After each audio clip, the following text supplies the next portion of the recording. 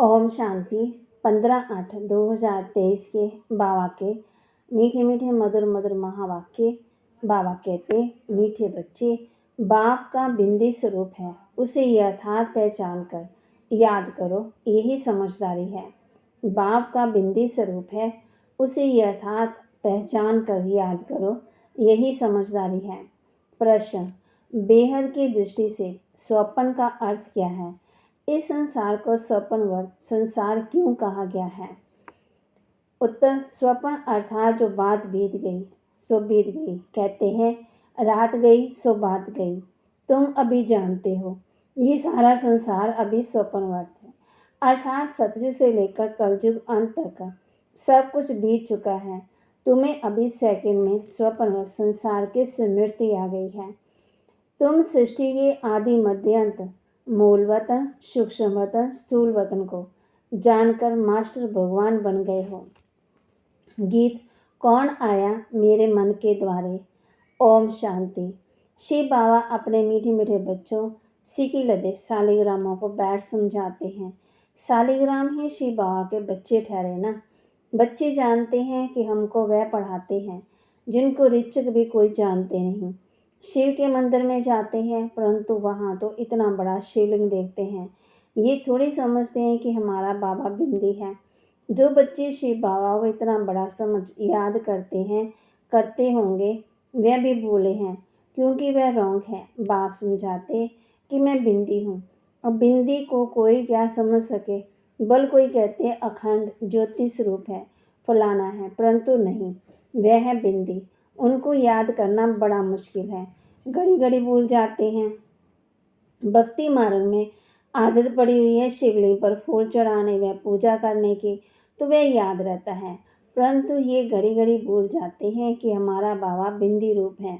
सारे ड्रामा में उनका जो पार्ट है वह बजाते हैं।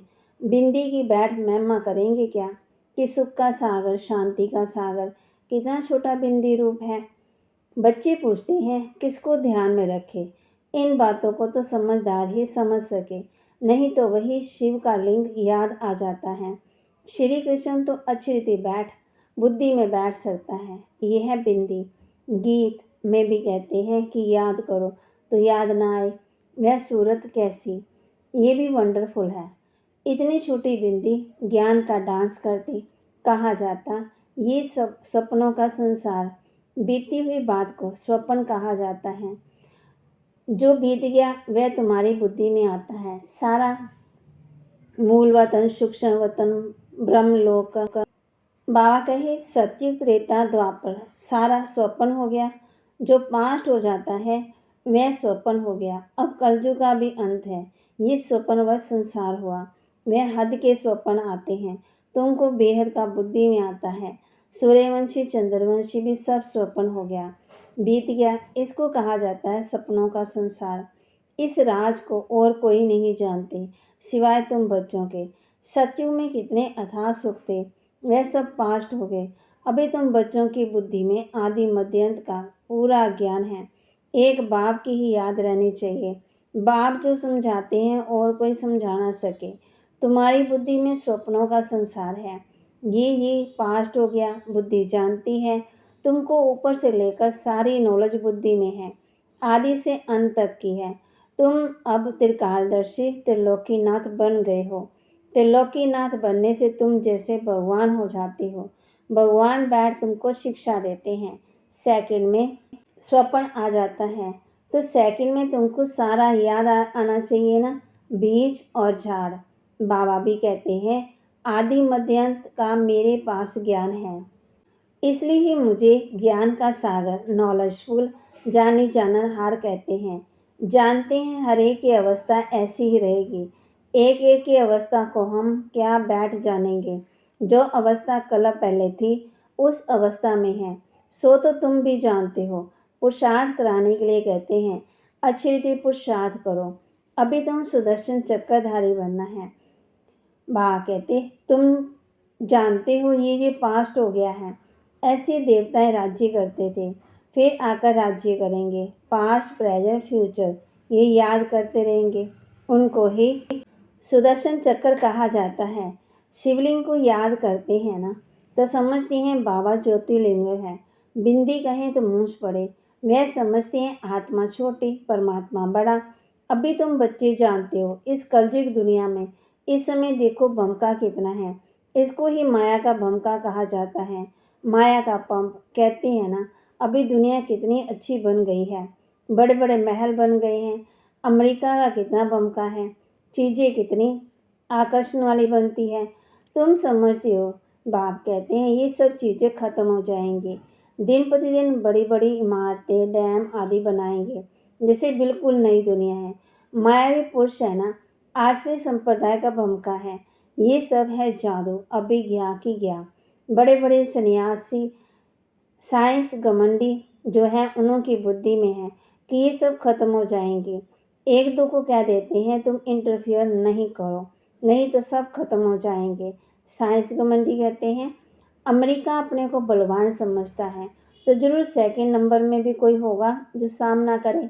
गायब हुआ है ना। बाबा कहते दो बिल्ले लड़ते, याद वो ने अपने कुल का विनाश किया तो वह दो बिल्ले हुए। वही प्रैक्टिकल हो रहा है। तुम बच्चे जानते हो आगे भी इस समय तुमने ही नॉलेज ली थी, अभी भी ले रहे हो। बाप आकर के सारी नॉलेज समझाते हैं। जैसे बाप की बुद्धि में है वैसे तुम बच्चों की बुद्धि में है। शिव कहा जाता है बिंदी को। आत्मा में भी सारा पाठ है। तुम्हारा है ऑलराउंडर पाठ, सतयुग से लेकर कलयुग अंत तक।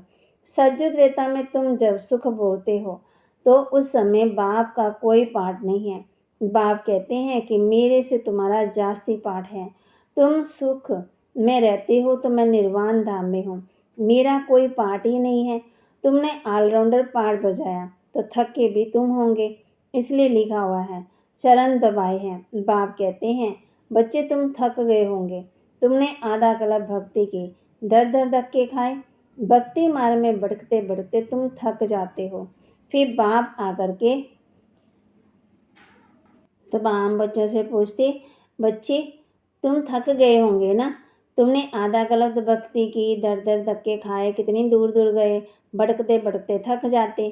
फिर बाप आकर के फल देते, माना मेहनत का फल देते, हजूरा देते, पुजारी से पूज्य बना देते। तुम जानते हम सब पूज्य थे फिर पुजारी बने। ऐसे नहीं कि परमात्मा आए ही पूज्य, आपे पूज्य आपे पुजारी, नहीं, हम ही बनते हैं। हमारे अंदर गिरावट आती है, परमात्मा के अंदर गिरावट नहीं आती। भारतीय अविनाशी खंड गाया जाता है। भारत है शिव बाबा की जन्मभूमि। जन्मभूमि पर ही मनुष्य कुर्बान जाते हैं। कांग्रेस ने भी देखो कितना माथा मारा जन्मभूमि के लिए, अंग्रेजों को बाहर निकाला। ये जन्मभूमि स्वर्ग थी। फिर 5,000 रुपये माया ने आकर के हप किया। हम रावण का बड़ा दुश्मन समझते हैं ना, ये कोई भी नहीं समझते कि बड़े से बड़ा दुश्मन माया रावण है जो हमारी राजाई खा जाएगी। ये जैसे कि गुप्त चूहे माफी फूंक देती फिर काटती, जो किसी को पता ही नहीं पड़ता। चूहे का काटते काटते एकदम दिवाला निकल जाता। मन बाबा कहते मान शान में आ जाते, ईगो में आ जाते, किसी को पता ही नहीं पड़ता। हमारा राज्य बाघ के छीन लिया, कोई को पता थोड़ी लगा हमारा दुश्मन कौन है। हम कंगाल कैसे बने, माया बड़ा चूहा है ना, आधा कल्प खाते खाते भारत को कोड़ी जैसा बना दिया है, बड़ा ही बलवान है ना। तो बाबा कहते बाप आकर के हम बच्चों को फिर कोड़ी से हीरे जैसा बनाते। अभी फिर तुम चुपके से उस पर जीत पा रहे हो, माना बुराइयों पर। तुम जानते हो हम कैसे गुप्त रीति राज्य लेते हैं। जैसे तुम गुप्त रीति गवाया है ना, वैसे भागते अब फिर लेना है। कोई भी नहीं जानते अब भी फिर इस पर जीत पानी है। कितने महीन राज हैं, बाबा की मदद से हम फिर से राज्य भाग्य लेते हैं। कोई हाथ पांव नहीं चलाते, गुप्त रीति से हमको अपना बेहद के बाप से वर्षा लेते हैं। जो आधा कल्प रहेगा ना, वह चूहा माया तो आस्ते आस्ते खाता है, और तुम अब भी राज्य एक ही बार ले लेते हो। 21 जन्मों के लिए 84 जन्मों का राज भी तुमको समझाएगा। इतने इतने जन्म लिए। तुम जानते हो सतयुग में हमारी आयु बढ़ी रहती है, फिर अपवित्र भोगी बनते हैं तो द्वापर कलयुग त्रेन जन्म लेते। ये बाबा बैठ समझाते कर्म अकर्म और विकर्म की गति। कल्प कल्प माया ने राज्य ऐसे लेती, फिर हम उनसे लेते। गीत में भी गाते हैं ना, कौन देश से आया कौन देश में जाना। तो बाबा कहते गीत में गाते हैं ना, कौन देश से आया कौन देश में जाना, परंतु समझते नहीं है ना। तुम तो जानते हो आत्मा किस देश से आई है, क्यों आई है, परम धाम से आई है ना, और पाठ बजाने के लिए आई। सारा चक्कर बुद्धि में है। सारे ड्रामा में हीरो हीरोइन का पार्ट शिव बाबा का है। शिव बाबा के साथ पाठधारी कौन कौन है? पहले पहले जन्म देते हैं ब्रह्मा विष्णु शंकर को, फिर तुम बच्चों को। तुम बाप के साथ मददगार ठहरे। बाप अपना पाठ बजाकर अपने धाम चले जाते हैं और तुम मददगारों को भी साथ में मुक्ति धाम में ले जाती हैं। तुम मुक्ति धाम जाकर फिर जीवन मुक्ति में चले जाएंगे। कितना अच्छी रीति बुद्धि में रखना चाहिए। तो ये है सपनों का संसार जो बीत गया। तुम जानते हो कि साचू त्रेता में देवी देवता रहते थे, अब भी नहीं है। गीत का कितना गुहे राज।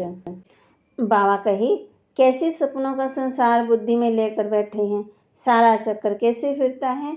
जो नॉलेज बाबा में है वह हमारे में भी है। बेहद के बाप में ही ये सारी बेहद की नॉलेज है। बच्चे जानते हैं ये भी स्वप्न हो जाएगा, मन बीत जाएगा। ये बड़ी समझने और समझाने की बातें हैं।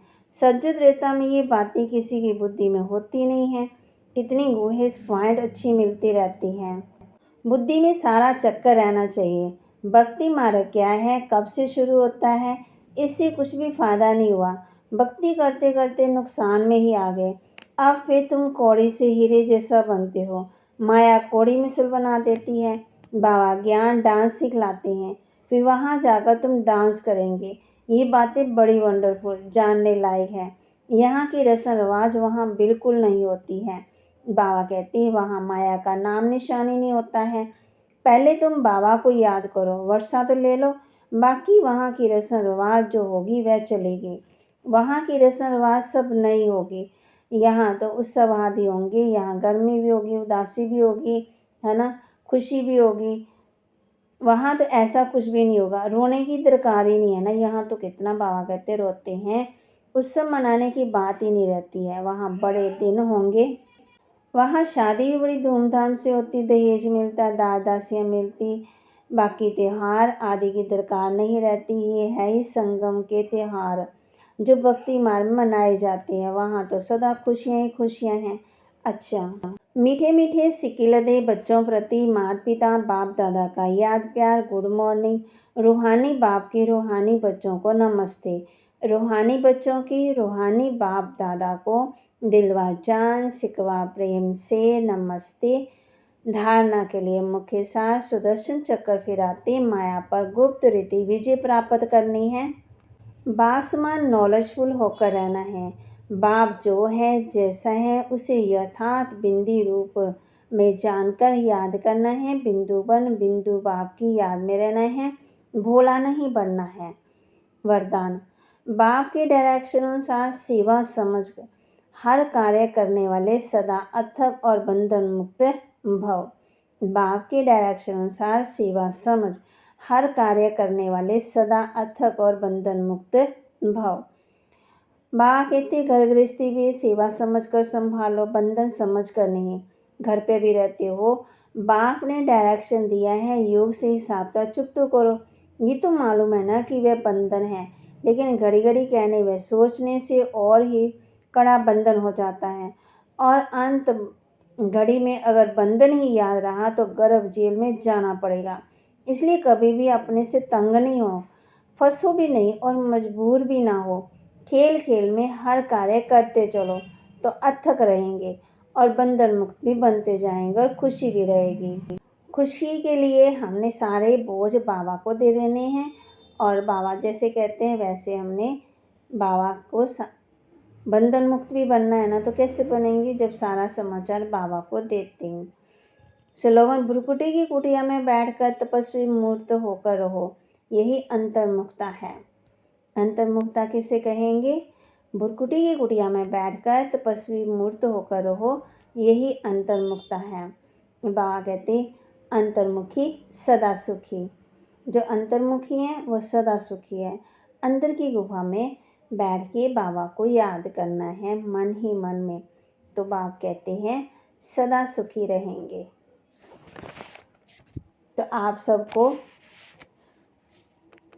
स्वतंत्रता दिवस की आप सबको बहुत बहुत बधाई। जैसे मेहनत करके भारत को आज़ाद कराया, इसी तरह विकारों से अपनी आत्मा को आज़ाद करना है। तो वो होगा जब हम बाबा की याद में रहेंगे। बंधनों से मुक्त करना है, मन के बंधन में नहीं फंसना है, मन को समझाना है। और बाबा ने हम बच्चों को ये भी समझाया, जो बीत गया सो बीत गया, उसको याद नहीं करना। आज हमने किस बात का अभ्यास करना है? बिंदी बन बिंदी बाप को याद करना है ना, उसको याद नहीं करना है। जो हो गया सो हो गया। फिर बाबा ने हम बच्चों को ये बताया है कि भुरकुटी की कुटिया में बैठकर तपस्वी मुक्त होकर यही अंतर्मुखता है। आज जितना हो सके हमने अंतर्मुख भी रहना है और सुदर्शन चक्र भी फिराना है। बाप जो है जैसा है उससे सही रूप से जानकर याद करना है। ओम शांति।